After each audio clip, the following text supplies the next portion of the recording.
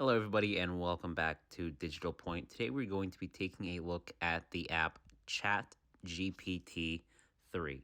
Now, when you first download the app and go into it, it will ask you if you want to subscribe. Now, you do get a 3-day trial, which gives you unlimited questions and various things like that.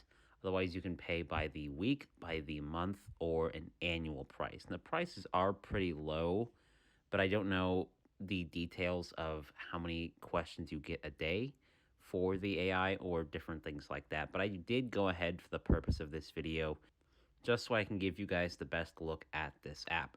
So at the top, it asks what it can help you with.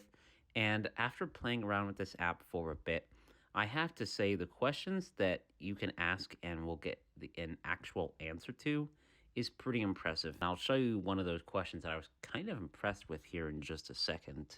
So you got your answer here, and it's pretty impressive. It can do things like that, all the way down to simple questions like this. If I can type, you can even do simple questions just like, what is the weather in a city? If I were to ask Siri a question like this one here, I don't think I would have gotten an answer like this. It probably would have just referred me to a site on the internet to get the actual answer. In this app, I will probably still use Siri, honestly, or I'll just Google whatever I need. But this is a pretty cool app to use. It's nice to kind of have it if you need it. A lot of different things it can do, and I'm sure I haven't even scratched the surface of the types of questions that you can ask.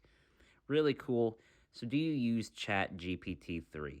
Let us know in the comments down below. Thank you so much for watching, and as always, we will see you in the next video.